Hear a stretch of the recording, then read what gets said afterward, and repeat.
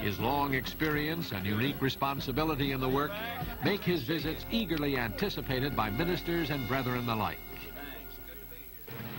It's very nice to have Mr. Waterhouse back with us this afternoon. And just to bring you up to date on his travels and where he has been and where he's going, he is on his 7th world tour. And this is the 313th church that he has covered in this tour. He's going to complete his tour in Southern California, and then he'll be traveling on up to the Canadian area. And when he finishes covering the Canadian churches, he will be going on over to our overseas offices. And so at this time, I would like to present to you Mr. Gerald Waterhouse.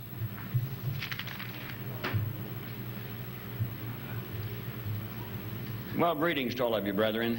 Good to be here. In his sermons and Bible studies, Gerald Waterhouse always encourages the local congregations to see the big picture and to stay loyally in support of Mr. Armstrong and the end-time work of God.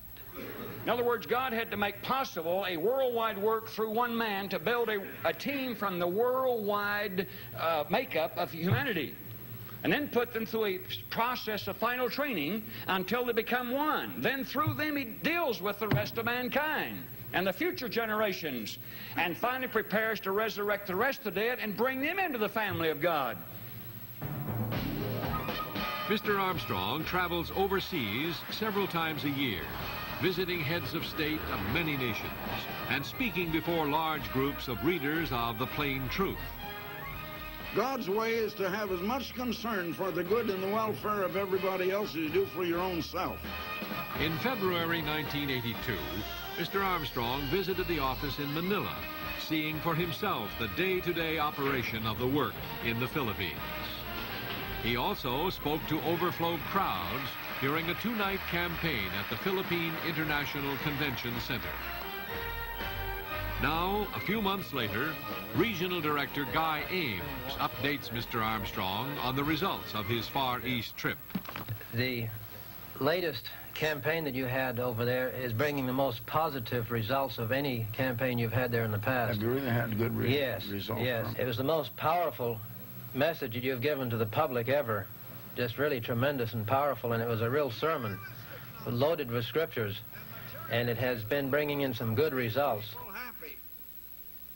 I am a voice crying out in the wilderness, the Babylon of religious confusion, of educational chaos and materialism, of political confusion and trouble in the governments of the world, all arming to have war and more war, in a society that is bankrupt, in an economic system that is bankrupt, in that kind of a system.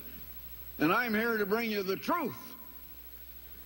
So I ask you to open your ears and to listen, because you don't hear this from any other voice. No one else is telling you the things that God is telling you through me. I wonder how many of you believe what I say tonight. He's speaking through me. He has sent me here to talk to you, to give you his word. You listen, but do you believe it? If Jesus Christ were here, he'd say the same thing. And most of you would not believe him. You wouldn't believe Jesus Christ if he were here. I tell you that because people did not believe him when he was here, and you're no different than they were. Now that's speaking right straight from the shoulder. I've got to tell it to you straight. I'm not going to kid you. I'm not going to deceive you. Satan has been deceiving you long enough. It's time someone opens your eyes to the truth. It's turned out to be just the most wonderful thing that's ever happened to the work in the Philippines. And we have nothing but positive growth in all areas. Well, you know what God said to Zerubbabel? Not by your own might nor your own strength, right, but by my spirit, and says that's very God. obvious. And some people say, well, where do you get your strength? And I just refer them to Isaiah. Yes. 40th chapter. It's been talking about God and how great he is. And then in verse 29, he giveth power to the faint And to him that hath no might, he increaseth strength. Yes. That's where I get it. I want to thank you for your time, and it's been very nice talking with you. I'll try to get back out and see you and have another ministers' meeting, see all the ministers, if you can get them all back into Manila. Excellent, again. excellent. Thank you very much. Carry Keep on. in touch. Carry on. Mr. Armstrong keeps in touch with all areas of the work around the world.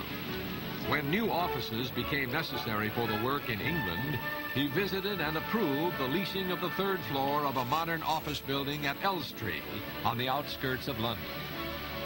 When the move was nearing completion, Mr. Armstrong again visited the office personally to inspect it.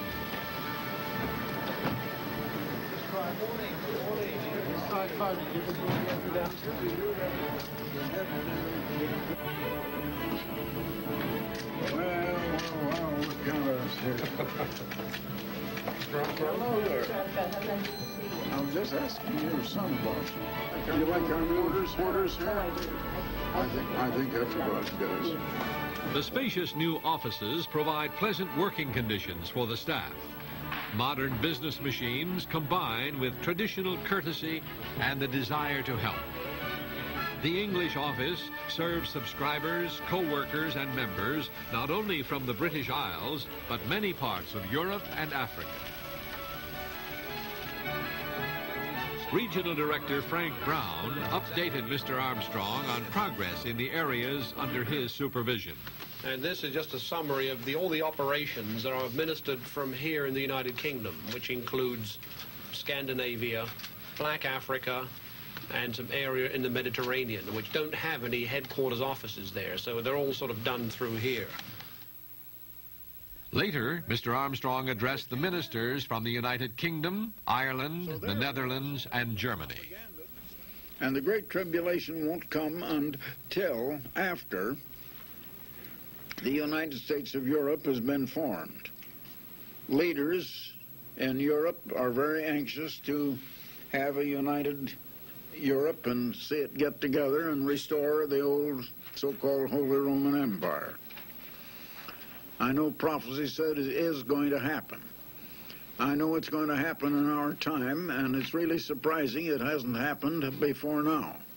I would say, if anything, it is overdue. I believe it is more than possible that God himself has delayed and held it up. He's wanted this work to go to the world, and it has had to go to the world, and I've had to go to the kings of the world. And I have done that. God's work is reaching people in all parts of the world.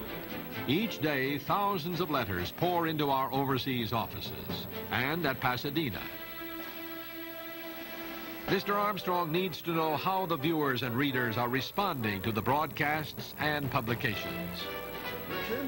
Mail Processing Coordinator Richard Rice regularly updates Mr. Armstrong on progress in this area. Now, what have you got?